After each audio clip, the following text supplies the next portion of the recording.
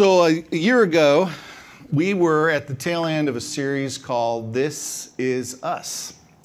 Some of you all might remember it's a time where we heard one another's stories of the people on our right and our left, and we were very blessed to kind of hear about God's work among us. We were surprised that so many other people were damaged, broken, hopeless like us, and then encouraged that so many people found God's grace to help us grow, not perfection, but grow in that area. And we decided at that time, rather than, we just kind of going on in perpetuity, but we wanted to make sure to continually return to this and hear each other's story. And I thought, what better time than a Mom's Day to do that? So we've taken a small break. We'll be back to the Beatitudes flip next week. But this week, I've asked Becky Morales to come and share her story.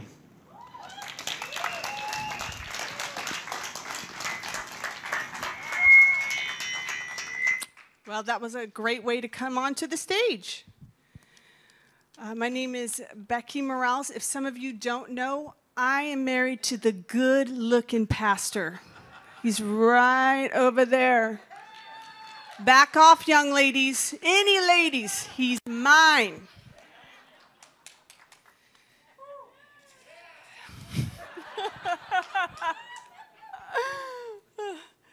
So I just want to share a little bit about my story. My name is Becky Morales. Some of you don't know. I grew up in a Christian home. My parents had me when they were really young, and I am the oldest of 4 kids. We actually had a really great childhood in a lot of aspects. I had game nights and camping trips. I never starved. I'm going to stand still. Just thought about it right now. And sorry, got to calm my heart down for a second. And what happened was, but my dad had a really dysfunctional childhood himself. And there was a horrible neglect. And of course, he brought that into our upbringing.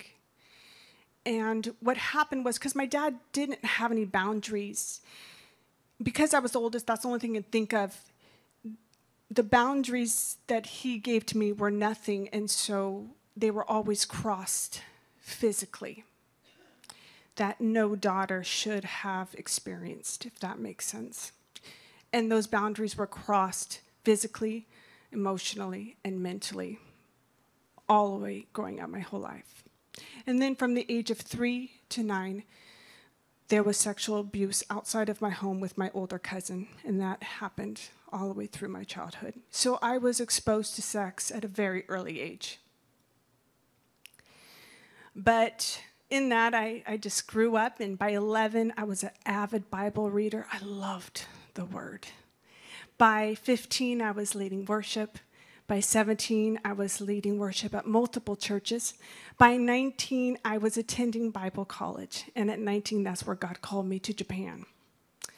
After being at a college for a year, I actually moved to Japan, lived with a family. I worked there, and I loved it. And I was there on and off for 2 years, and I actually moved back to the States, and I was going to make some money to go back. I only had a few months left to go back to Japan. And I remember going to work and then coming back home, and I actually totaled my car. And when I did that, my parents were in a very fragile place in their marriage. Both my siblings, younger than me, had kind of checked out, and I was left. And they used me as a buffer. And they did everything they could to keep me home. And they put me in a very hard place, and I had to choose between honoring my parents and honoring God. And they did it in such a way that was very kind of manipulative and Christianese, and they were so broken themselves.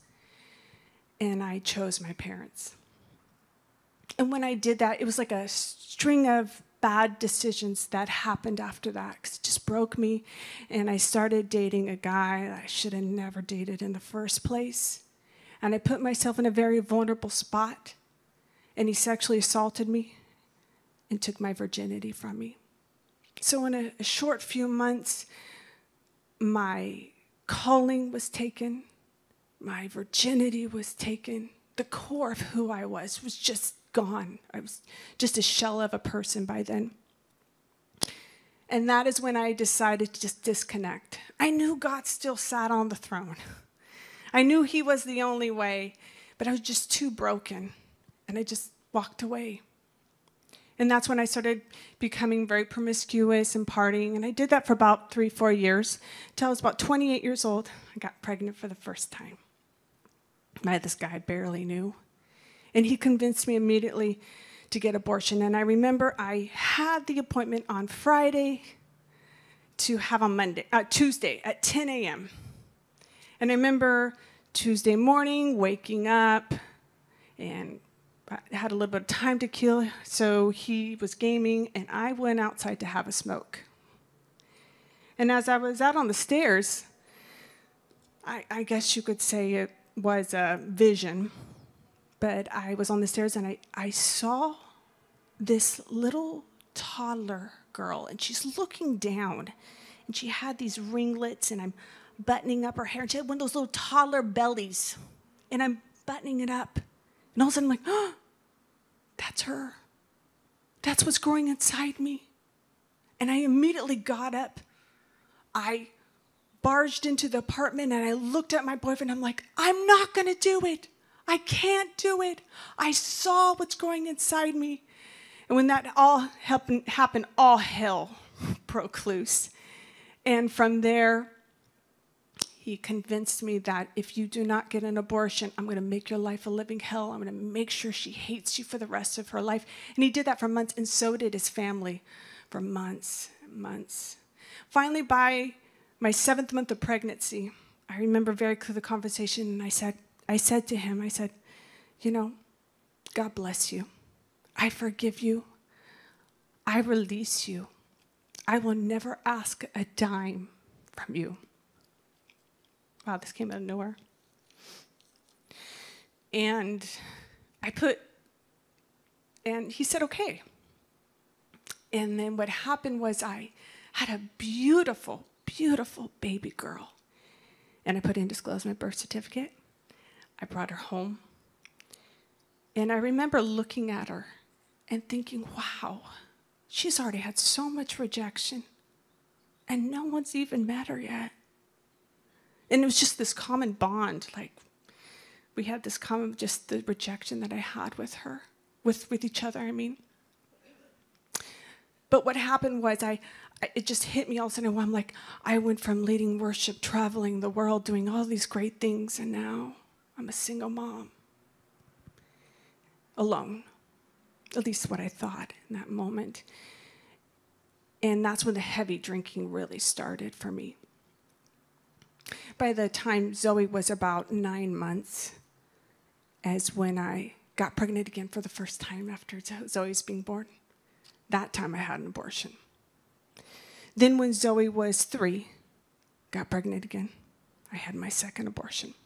After the second abortion, that was the darkest time of my life. I remember bouts of drinking, blacking out, hated myself so much.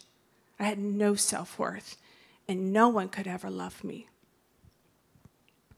But I had, at that time, this wonderful mother who was always perpetually encouraging me from this side, just praying and loving on me. It's not like I didn't know anything. It's like she could witness to me. I knew the word well. I grew up in church. And then I had this 3-year-old, gorgeous.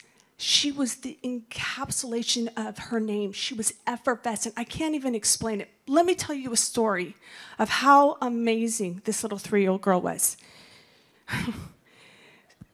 When in my darkest moments, I would do this literally all the time. Wherever we went, we'd go into Target, and right before I would get out of the car, I'd turn around, be like this, and I'd be like, Zozo, I really don't want to talk to anybody.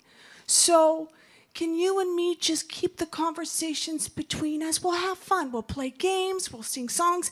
And Zoe was the cutest baby in the world. She had these piercing blue eyes and these pigtails and this really light skin and like red lips. I'm not being biased. She was beautiful. She was beautiful. And of course she'd be like, okay, Mama. And I'm like, okay, great. So I get her out of the car, put her in that cart, and then we just walking into Target. And literally, before the sliding doors had opened, she had already her head like this. And people would be 20 feet away. She'd be like, hi, what's your name? What color do you like? What's your favorite animal? And I mean, normal things that a 3-year-old should know. And it's funny because people who were totally not friendly, you could tell they could not resist her. They'd be like, shopping malls and be like, hi. And they just walk up to her. My name's Bob. And then, of course, this is how it worked. Then I would have to have a conversation with him. And then literally in 10 minutes, everywhere we went, I would have a gathering of people because Zoe said hi to every single person all the time. But the greatest thing about it, because I was in such a dark place, she got me out of myself. The Lord knew I needed her. And then a few months after my second abortion, I remember one day I was planning to go to the beach with my dad. That's a whole other story. I don't even know why I said yes. But I remember waking up, and I went to go get a beach umbrella, Walgreens. Got the beach umbrella, put in the car, and was driving back home. And as I was driving back home, out of the blue, just the presence of God came in. That's all I can explain. And now, I did grow up in a charismatic church. I have felt the presence of God before. But it had been many, many years. And it was so strong. And I remember going, oh my gosh, and I turned on the radio and I'm like, hi, Jesus. And all I can say is like, he spoke to me and it reverberated in my body. That's how it felt. And he said, Becky, I want you to forget about it. And I said it out loud. I'm like, this is so weird. I'm like, forget about what? And he said, because I forgot about it. And I knew in that moment that he was talking about my abortions, because when I did talk to God, it was only to ask for forgiveness at all times, because I was planning to punish myself slowly with my drinking and self-destructive behavior to let him know, hey, Jesus, look, I'm sorry. Look at what I'm doing. And I remember a few weeks later, again, I was in my car. I got lost. This was before GPS, ladies and gentlemen. I got lost. And I remember flipping through the channels, and I happened to get onto this K-Love station that was really shoddy and staticky. And they just happened to be these songs that I grew up with, Michael W. Smith and Amy Grant. And I remember getting on the station, it was, no, kicked him out of Eden, my God is an awesome God. It was one of those, God is an awesome God. And I remember thinking, I love that song. I just started singing to it. And then it went to Draw Me Close to You, And then all of a sudden it went to Amy Grant, Thy word is a lamp unto my feet. And I remember all of a sudden it just was like, I love this song. And I just started raising my hands. And I forgot that I could come just to him, just as I was. And the presence of God came in. That's all I can say. And I was having a moment with the Lord. And I remember at the end of those two experiences, I started doing the bargaining with the Lord. And I said, all right, Lord, I'll give you everything except my drinking and smoking. And so what I did is I had an iPod, and all my songs that were on it, I took them off. I put worship only. I put the word in only. I put podcasts. And I remember actually waking up, working all day, put Zoe to bed, and I would go and spend time with the Lord. And I did that every night for 2 to 4 hours. But something I would not encourage anyway, I met the Lord. He met me where I was at, but I would slowly get drunk every night while meeting with the Lord. And it was incredible. It's just the slow operation that the Lord was doing in my heart every single night. Now, let me tell you, you do that for a year, inevitably the Lord is going to change your heart without even trying. And that is exactly what happened, because after a year, all of a sudden I'm like, I don't want to drink anymore. And all of a sudden I started to feel trapped. Like, I can't stop drinking. And I started praying, Lord, how do I do this? And now, again, this is my journey. I know there's many people even out here and that are online, and they have their own unique journey, how the Lord touched them and delivered. This is my unique journey and what God did for me. And so I started praying. I said, God, I've tried everything. I can't be delivered. I don't know what to do. And I remember one night getting drunk, and I go to my room, and I sat down on my bed, and I said, I don't know why, I just opened up my Bible, and I started reading Psalms 139. I'm going to read that for you real fast. The New King James Version. Oh, Lord, you have searched me and known me. You know my sitting down and my rising up. You understand my thoughts afar off. You comprehend my path and my lying down, and are acquainted with all my ways. And there is not a word on my tongue, but behold, O Lord, you know it altogether. You have hedged me behind and before, and you laid your hand upon me. Such knowledge is too wonderful for me. It is high. I cannot attain it. And I keep going from there. But I said it out loud, and it was like Jesus walked in the room, and he was saying that straight to me. And I just, right as I was done, I just said, all right, Jesus, you know, I've given my heart to all the men that I thought were saved, pastors, uncles, dads, and they've broken it. What would make you any different from the rest of them? Why should I give my heart to you? But I was so desperate. I said, okay, Lord, here's my heart. Please do not break it. And I went to sleep. And when I woke up, every addiction was completely gone, completely delivered. I was from 3 bottles of wine, 3 packs of cigarettes. But, you know, I do want to say that the Lord was doing a work much earlier before, and it just was an easy process from there. And he was the one that delivered me. And now I was delivered. But now let me tell you this, and I call this, you know, being delivered was kind of the easy part, but finding healing, that becomes a little bit more difficult.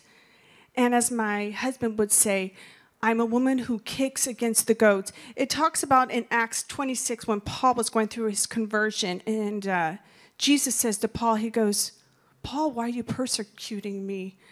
And he goes, you're kicking against the goads. And a goad is pretty much like if a sheep is going the wrong way, the shepherd would take this tool and say, like, you need to go this way. And then the sheep would go, no, I'm not doing that. And that was what I do. I still do all the time.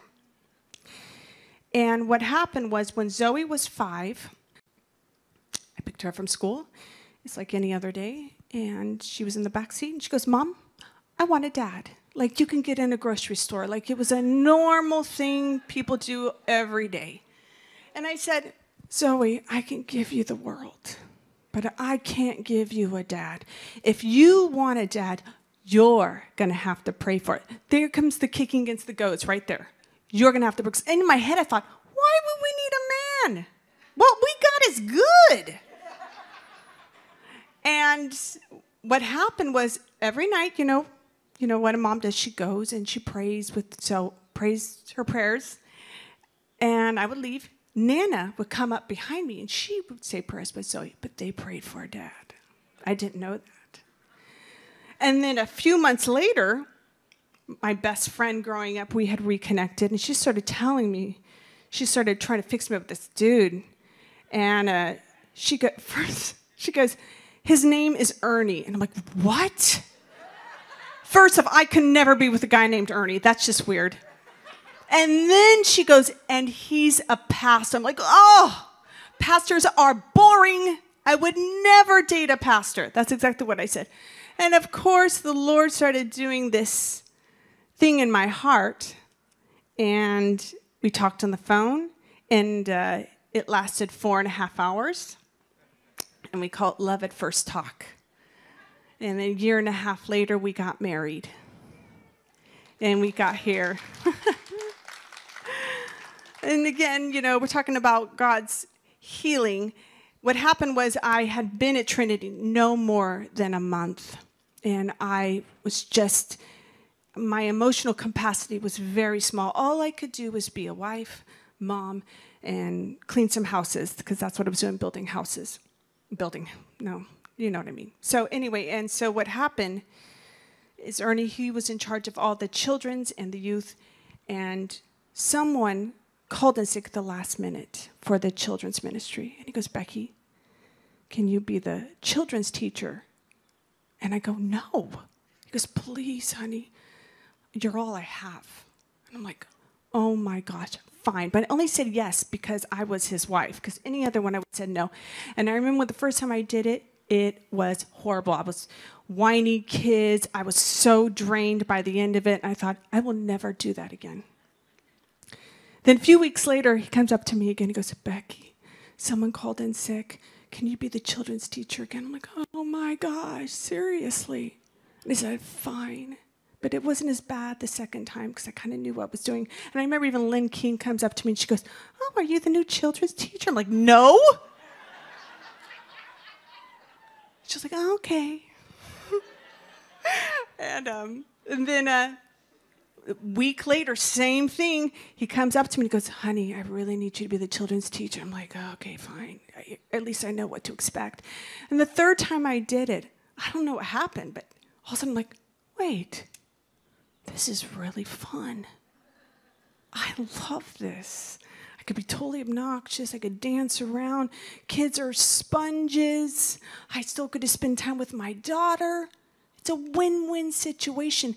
And that was the first time I really felt that God really, besides singing and worship leading, that God started doing something in my heart with leadership and doing something new. And if I hadn't really been obedient to my husband, I would have not figured how much I loved it. And then, 1.5 years later, after being married, maybe some of you know Maria Klein. She walked up to me, and she's like, Becky, I heard about your abortions. She's like, I think you should come to a Rachel's Vineyard retreat. And I'm like, what's Rachel's Vineyard retreat? And she said, it's a 3-day retreat weekend for anyone who's had any pregnancy loss. I think you should come. And I was like, no, I'm good. I've had my healing. I know God's forgiven me. And immediately I'm talking about how boring. I would never do anything like that. That sounds so lame. Literally, that's what I thought. But she was sneaky. What she did is she went up to my husband. And she goes, oh, I heard about your divorce. She's like, I think you should come to the retreat to find healing for your divorce. And that hit home for Ernie. And he goes, oh, yeah, you're right. We should go. And he goes, and bring your wife. And I remember it was like a 4-month journey from the moment we said yes to the retreat. And oh my gosh, we fought almost every day. Every day. And we must have canceled like 50 times before we even went. And I remember the day of the retreat, we woke up fighting. While we were packing, we fought. When we were driving up to the retreat, I told Ernie up there, I said, I'm not going to be vulnerable with anybody. This is going to be a cult. I don't know why we're doing this. And I remember even getting out of the car. I'd had my hands folded, and I walked in, sat down.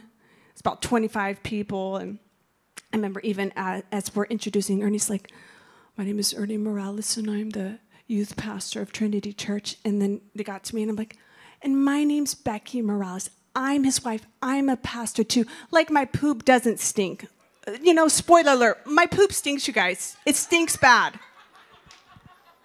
And so but at the end, God did something incredible in my heart. At the end of the retreat, it changed the trajectory of what I wanted to do. I knew I was supposed to do that for the rest of my life.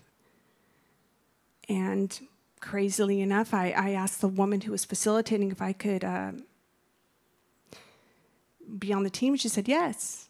I still don't know why. And I started volunteering after that for a few years. And then what happened was, with every retreat we do, we get a little bit more healing. And I'm going to end with this story. And I tell this story at the end at all my retreats that I do. I remember one day, Zoe had for Christmas gotten these spa beads. And what they are is you put your feet in I don't know how to explain it. They're spa beads. So you put your feet in, and they're purple beads, and they make your feet feel all nice and great, But what Zoe had done is, in April, she decided to open up that present. She decided to be interested at that time. So I remember walking in. She had these spa beads all crushed into the carpet. There's all these purple spots in there. And of course, I walk in, and I overreact. I'm like, Zoe, what happened? And she looks at me, and she goes, I didn't do it. And so I was like, okay. So I remember I went, and I got a towel, and I wet it down, and I just got down on my hands and my knees, and I started wiping out all these beads like it never happened. And as I'm doing this, Zoe confesses, and she goes, Mom, I'm really sorry. I did it. And I'm like, well, Zoe, I look at the carpet. I'm like, it's okay. I'm over it. And I actually just went and I started doing the dishes. And as I was doing the dishes, it's probably about 10, 15 minutes. By accident, I walk by the room and I see Zoe. She's just sitting on the bed, still looking out the window. And if any of you guys know Zoe, that is so not like her. And I go, Zoe, what's wrong? She goes, Mom, I'm so sorry. I'm like, and I was so taken back by it because I had already moved on. I had forgotten about it. So I go, Zozo, it's all good. I've moved on, baby. Go outside and play. Go have fun. And I started doing laundry, I think, after I was folding some clothes. And then again, as I'm putting away the clothes, I just happen to walk by and I see Zoe again. Same exact place. She's sitting on the bed and she's still. And now I'm concerned because this has been going on about 30 minutes. And for a kid, that's a lifetime. And so I remember I actually walked beside the bed. I got down on my hands and knees, and we were going to look eye in eye with each other. And right as I'm about to speak to her, it was like the Holy Spirit came in my head, in my heart, and he said, Becky, that's what you do. And in that moment, it was like a ton of bricks. I realized as a mom that I don't want my daughter to live in this life of saying sorry in this repetitive way. Like, you're just stuck. See, Mom, look how sorry I am. And I go, oh my gosh. Even with all the healing, I'm still saying, hey, Lord, look what I'm doing. See what I'm doing? I'm truly, truly sorry. When he forgot about it. And then when I see Zoe, I forgot about it. And it talks about in Micah, that he cast it into the sea of forgetfulness. And in that, I just thought, I want Zoe to live a life free. And the greatest example she could find that is me, because she knows my mistakes. She knows my abortions.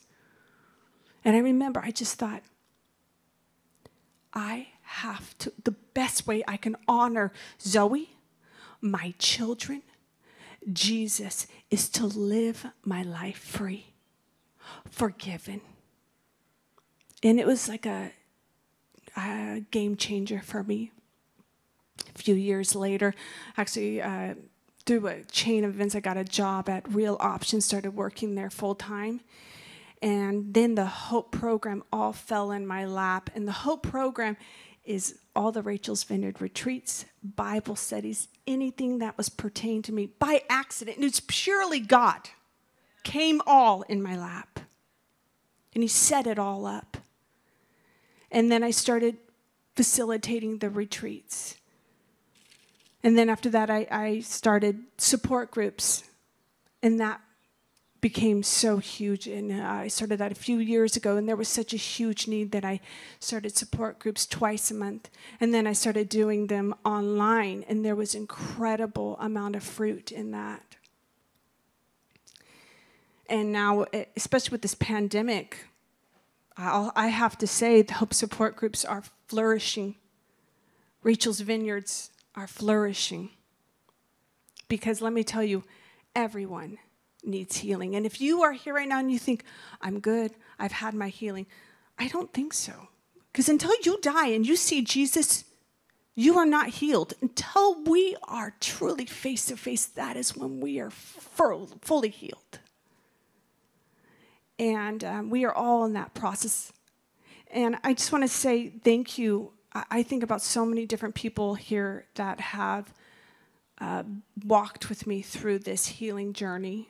Me and Ernie both have just gone through so much. And we want to say thank you for all that you have done for me, Zoe, Ernie. We are so thankful that you have been a part. You were a part of us when we first got married. I think about half of you guys, a lot of you guys came down, barely even knew us, and even came to our wedding. And we just want to say thank you. Thank you for your patience. Thank you for your grace. Thank you for being a part of all that we're doing here. And amen.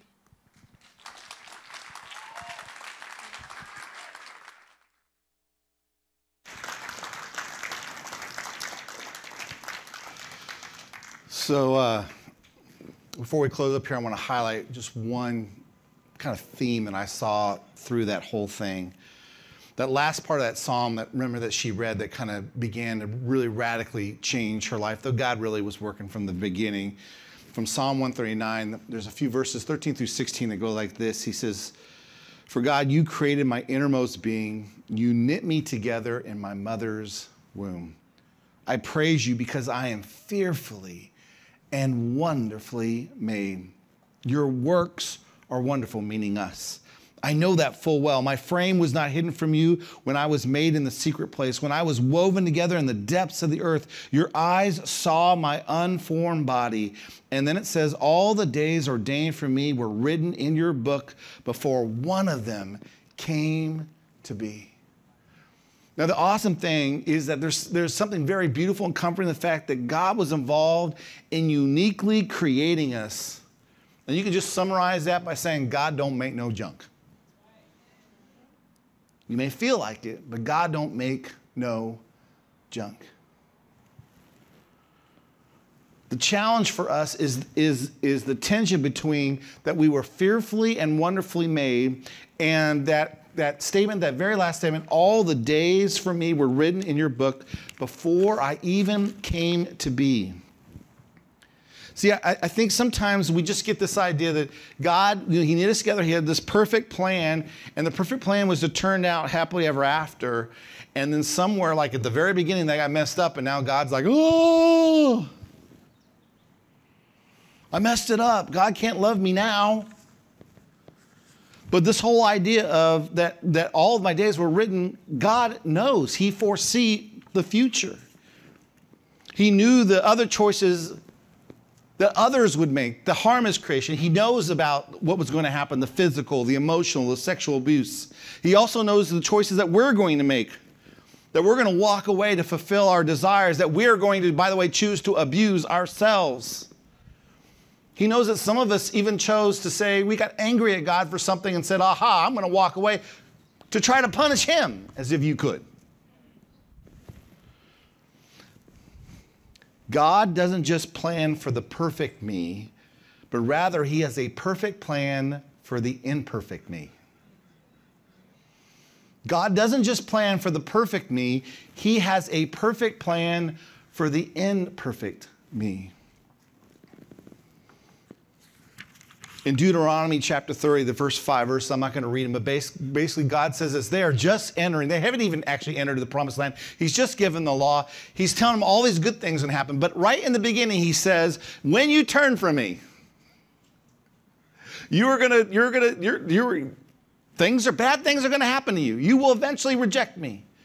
But when you're ready, he says, and you repent, I've got good things for you.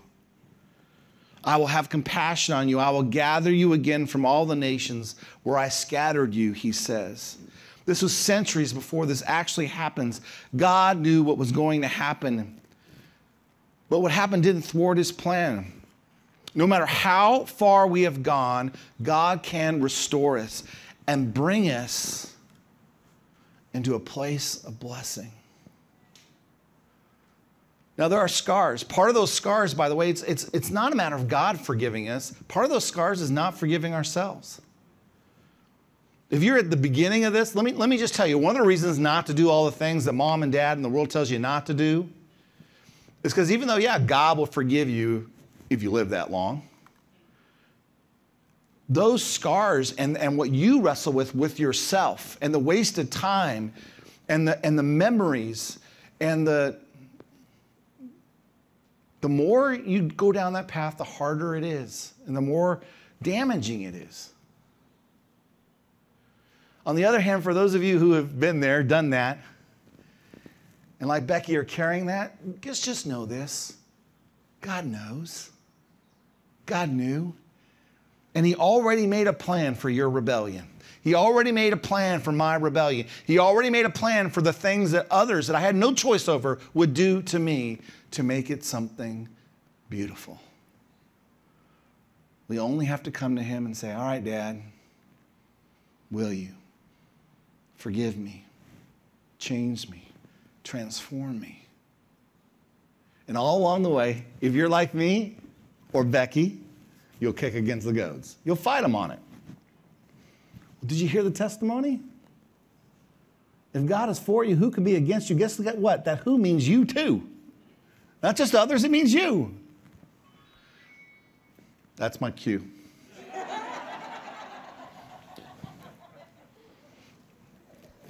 I hope you experience God in that way, and that, like Becky, you have wonderful stories to tell. That God's perfect plan took an imperfect person who still is imperfect and made something beautiful. God, may that be. In Jesus' name, amen.